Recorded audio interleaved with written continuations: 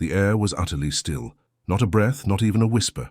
It was as if time itself held its breath, watching what was left of a town the world had chosen to forget, a place erased from maps, left only to the crows and their memories, black wings perched on twisted fences, brittle branches, and the weathered crosses of the cemetery.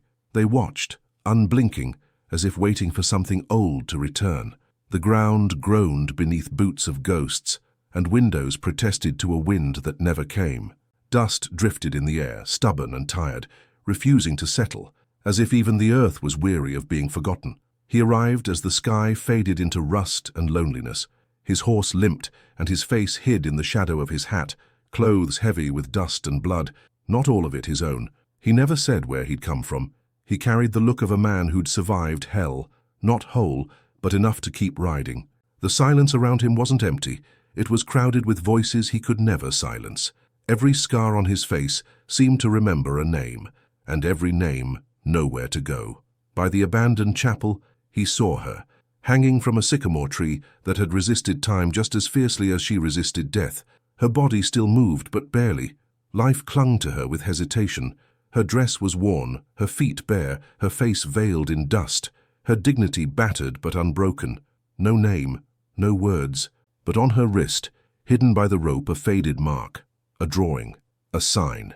He didn't run. He didn't shout. He dismounted with the solemnity of a man who respects the end, his eyes fixed on that image, as if the past had returned to collect a debt unpaid.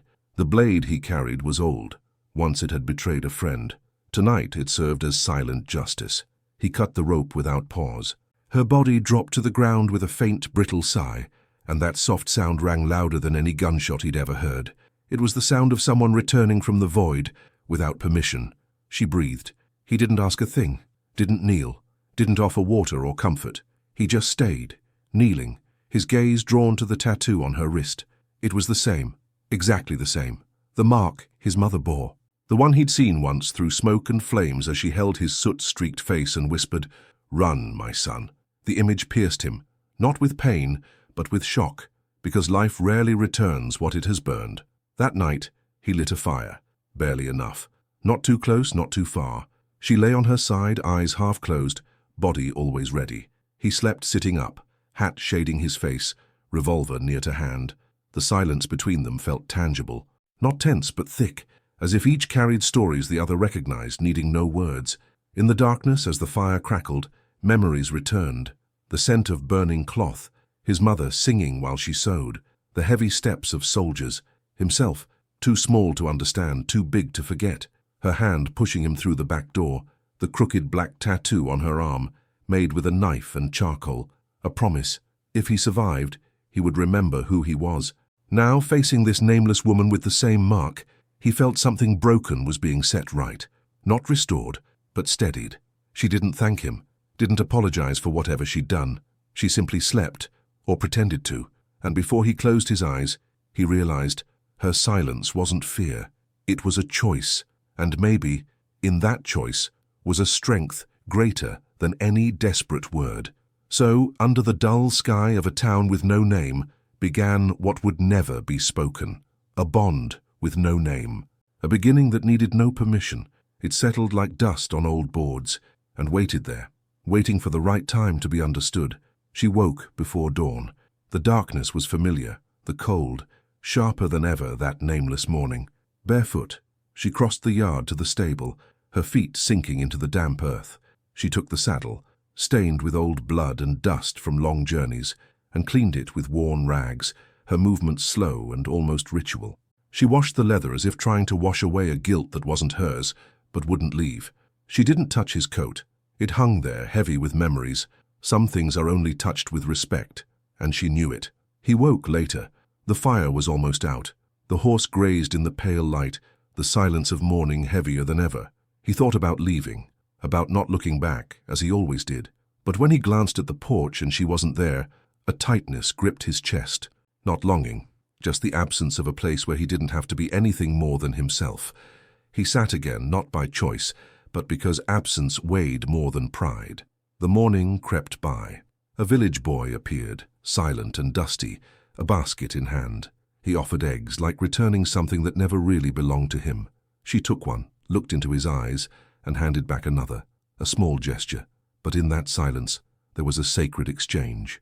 The kind of justice you never find in courts, only in quiet glances and small hands. When the sun began to touch the ground, she disappeared for a while. When she returned, her hair was braided, her face clean, holding a piece of dry bread. She sat close, but not too close. She ate slowly. He didn't ask where she'd been. She didn't ask if he was leaving. That night, the cold bit deeper. Before sleep, she started to sing, softly. Her voice cracked, the melody incomplete, just pieces of a song floating between childhood and loss. He recognized it, or thought he did. He didn't react, but inside, something froze. The same song his mother used to sing as she sewed, her eyes far away from any safe place. He said nothing, but the song lingered, even after she stopped, even after she fell asleep. It stayed with him, like words unspoken, settling in his chest, deepening the silence inside. And there, on the hard ground beneath the dark sky, he began to see, some women ask for nothing. That's why they deserve everything. Because some tenderness is so small, so quiet, it goes unseen by hurried eyes, but never by souls who carry sorrow in silence. And she was one of those rare kindnesses. She never demanded. She simply remained. It was more than he thought he deserved, but less than she was worth. The day broke heavy, not with clouds, but with weight in the bones. The cicadas fell silent early. Animals kept away from the village center, as if they sensed something in the air couldn't be trusted. When the rider arrived, no one warned. The hooves struck dry and steady, the pace of someone searching not for justice but for orders. He wore a crooked badge on his chest, his pride as rigid as his spine. A traveling marshal, one who knew the law better than the souls it was meant to serve. He didn't dismount at once. He watched. Dust from the road clung to sweat on his brow, but his eyes searched faces for a truth that matched the report in his pocket. She was at the well, washing the cloth she used to hide her wrist. Her gesture was simple, but her eyes knew. When he called, she didn't turn right away. She rose slowly, measuring the seconds. She didn't speak her name, didn't pretend not to understand. Her fingers gripped the hem of her dress, right at a seam stitched with thick, dark thread, the kind only a mother sewing with love would use. He saw and knew, because that stitch lived in his memories, in patched shirts of childhood, in the blankets his mother used to shield his siblings on breadless nights. It was impossible to ignore. For a moment he hesitated. The man with her stepped forward calm, carrying a firmness not born of anger, but of a man who'd failed once and wouldn't again. "She's my wife." The words dropped like a stone. No warmth in his voice, only dust, whiskey, and the bitter taste that comes from biting your tongue too long. The marshal frowned. He wanted dates, names, but her eyes asked nothing, and the way the man stood beside her, unafraid, made the lawman finally step back. He left with papers still in his pocket, and doubt sitting heavy in his chest. Not because he believed, but because he understood something older than justice itself lived there. That night, she said nothing.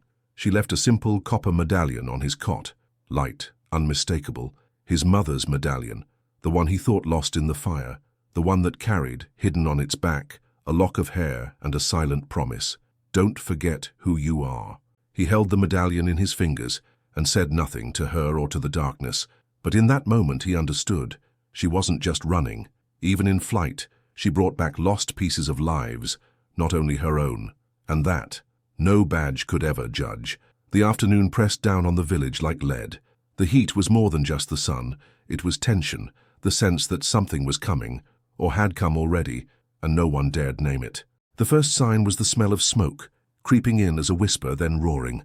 A barn burned at the edge of town, flames mocking those who arrived too late. Whispers began, turning to accusations. Her, always her. Someone had seen her nearby. Greasy hands, hurried breaths, soot-stained clothes. Men gathered, eyes narrowed by the need to blame instead of facing their fear. They shouted, all fury and little certainty, and she, at the center, didn't look away. She just waited, as if she'd always expected this, judgment without defense, the kind so many women know, the kind that needs no proof, just silence. He arrived late. The crowd parted, not for respect, but for fear. He said nothing, but the way he walked was louder than any words.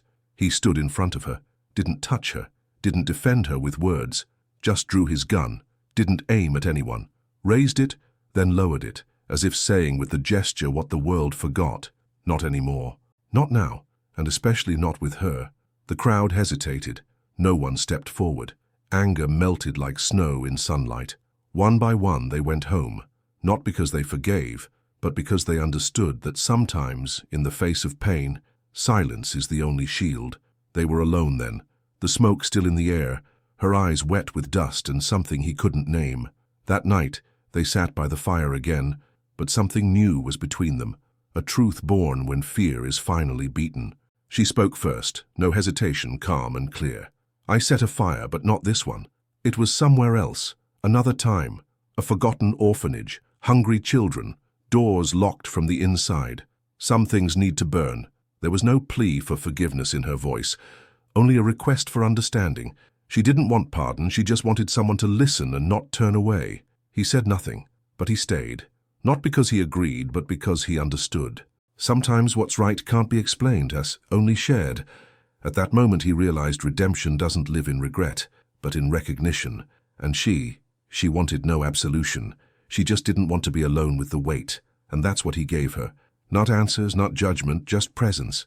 For those who've carried guilt too long, presence is a miracle, and miracles sometimes come without light, only with fire and silence. A year passed, slow as desert days. The house stayed crooked, made from salvaged boards, no luxury, no promises, no celebration, no witnesses, no loud "I do." But every morning 2 plates waited on the table, 2 cups of coffee, 1 mended chair, and the porch swing that only creaked when it rained. Nothing declared it was love, but everything said it was choice. She wore a light cloth around her wrist now, simple, hand-stitched. The same thread he remembered from his childhood blanket, the one his mother used to cover them when the world outside screamed. It wasn't disguise, it was care, memory preserved with dignity. The tattoo remained, but now it rested, like her, like him, like everything that never had a name, but finally found rest. He never asked, she never told, and in that silence, their story took root, not to blossom in books, but simply to stay, to endure time, doubts, and invented stories. They never declared themselves, they just persisted, in routine, in gestures, in the way she folded his clothes, in the way he fixed the door, in how they split the last piece of bread, without arguing who deserved more. One morning, he found her in their room, sitting by the bed, folding his coat. A simple act, but in the tenderness of her fingers on the fabric, he saw memories he'd forgotten. Only then did he realize he'd never seen her cry, not once. And he understood.